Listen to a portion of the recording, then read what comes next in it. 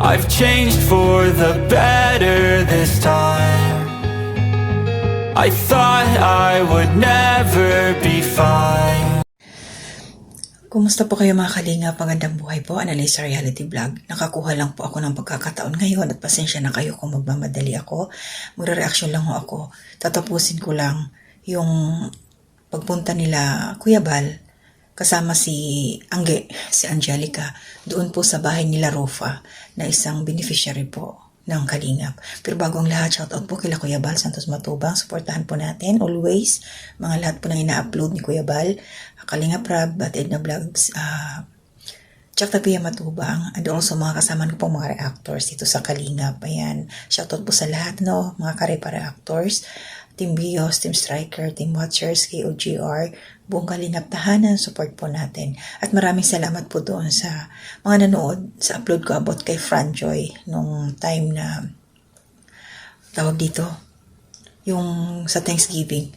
647 po ang views. Thank you sa inyo. And shoutout po kay Ma'am Christy Fermosilio sa comment section po. Ma'am Mau Dimayuga, sorry. And Ma'am Erling Farcon. Tama ba ako? Pasensya po kung mali, ano. Ma'am Annalie Marasigan, shoutout po. Ma'am Benny Farcon, shoutout din po. Ma'am Almalin Silinta, shoutout po.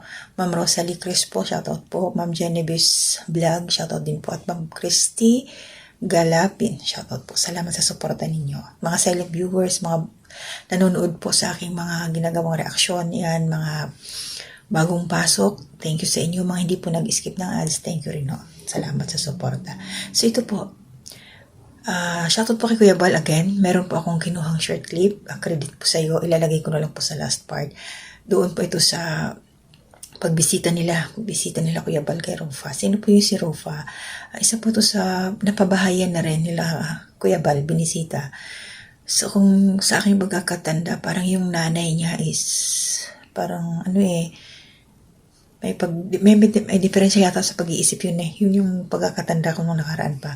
Kasi yung may isa silang kapatid noon na lalaki na nagtrabaho doon sa farm nila Kuya Bal, pero wala na ngayon eh. Hindi ko alam kung nasaan na.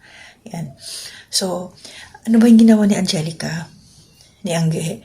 Natuwa ako doon sa kanyang naging galawan, sa kanyang gesture. Siguro napansin niya yung kwintas ni Rofa na ayun sa kanya ikinakalawang na. So, ibinigay niya yung kanyang necklace at saka pati yung bracelet niya from Velvet Box. Sobrang tuwan-tuwa yung bata, si Rofa. Yung, alam mo yung nakatanggap po ng regalo, walang mapagsidlan ng tuwa. Yung masaya ako para kay Angelica dahil yung kabutihan ng kanyang puso, talagang andoon niya. Alam niya, walang nagsabi sa kanya, pero kusang loob niyang ibinigay. Biniro nga, shoutout kay Presbyrador. Doon siya. Biniro si Rofa na, magkaka-boyfriend ka na niyan kasi yung kwintas na yan, kwintas ni Angelica daw galing sa boyfriend. Tumawa naman yung bata si Angelica. So, itong ginagawa ngayon ni Kuya Bal sa mga angels na sinasama nila na may mga schedule na isasama sa charity. Para sa akin, maganda na training para sa mga batang tumali natin sa future maging charity vlogger din sila. Kasi syempre, para sa yun na rin yung ugat na natulungan sila ng Kalingap, natuto sila doon, kumbaga napaganda na yung buhay nila. Syempre magkakabahay din ng mga yan. Katulad ni Angelica ay nakapila na yan siya.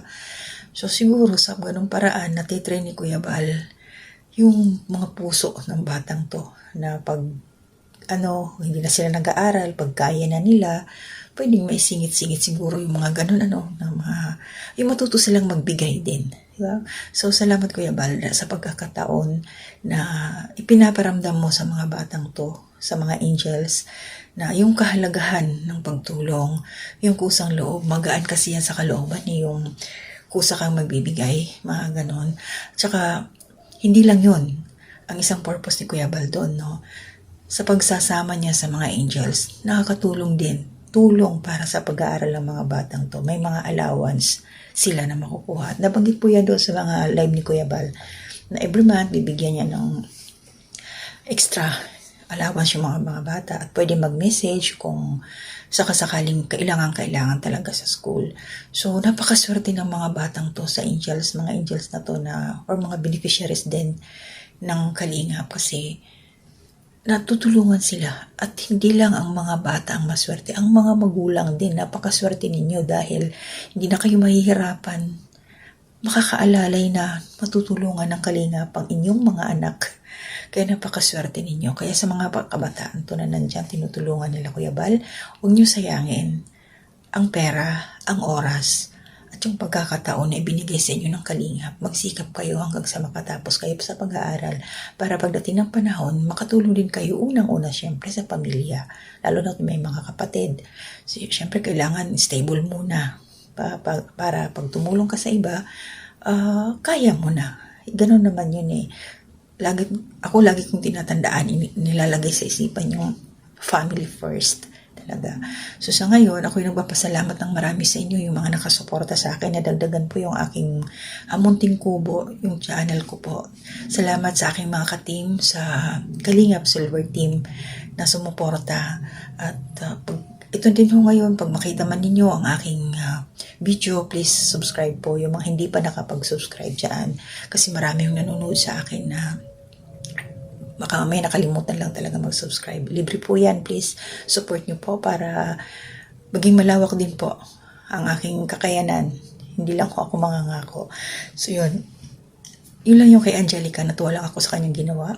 Salamat talaga kay Kuya Bal. So ito ho, pinag-iisipan ko, tatiming din po ako kung halimbawa hindi talaga ako makapag-record para sa aking reaksyon.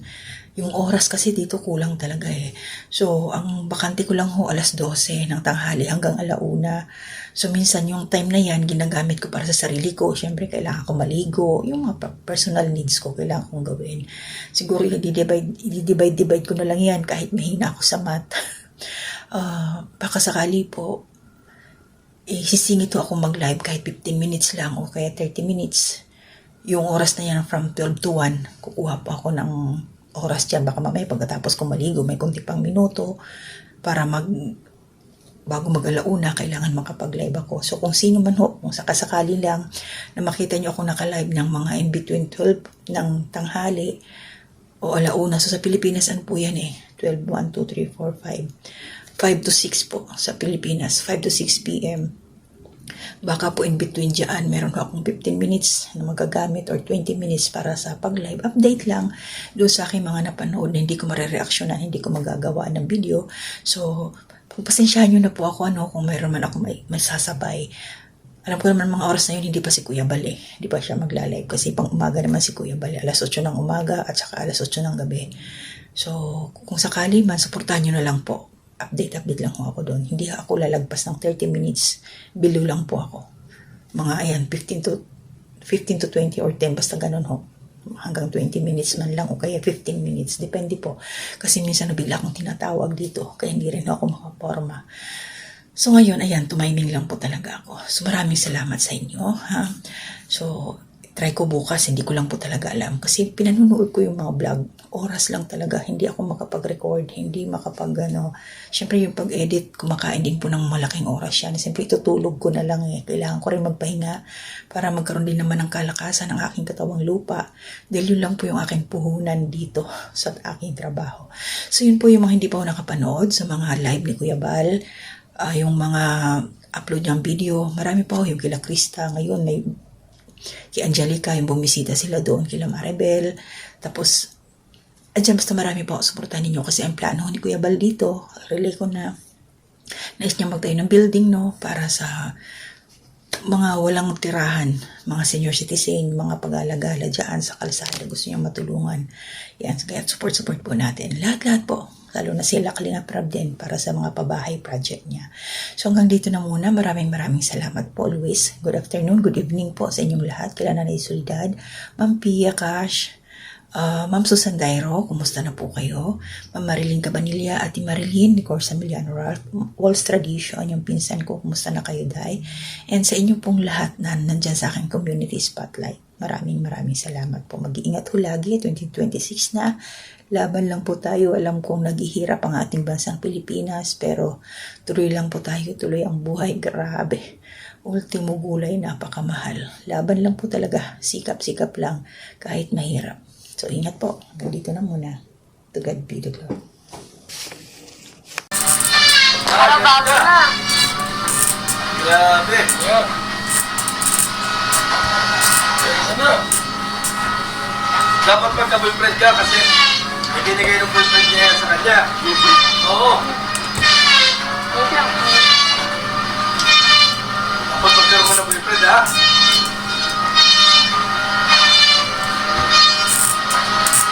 Tama, oo. Ganda, ha? Ganda. Ayun, siguro. Gano? Para bago. Yung ano kasi pintas wala ng pendant eh. Wala na. Matagal na siguro to. Matagal na siguro yun sa'yo. Yan Matagal na yun ba? Ayan, ganda. Ay, balik na. Ay, balik na talaga. Bagay sa'yo.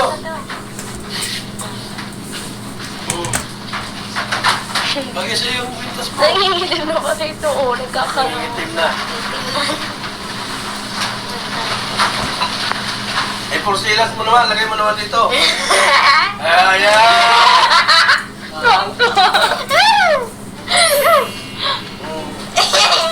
Eh, paano mo kaya, no?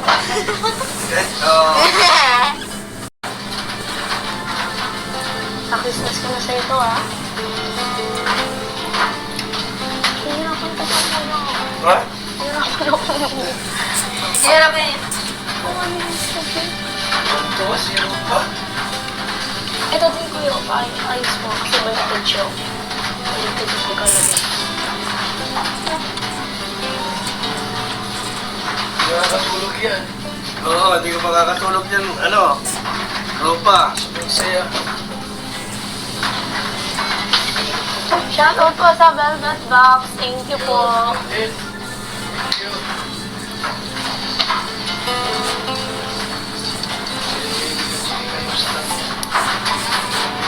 Ano po yung ayaw pa?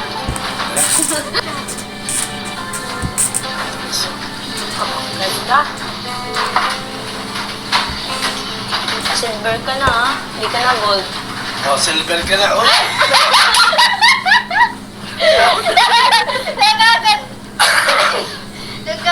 Kaya yun din kuya.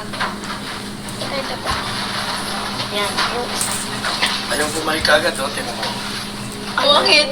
I-ano mo, iisog mo na lang.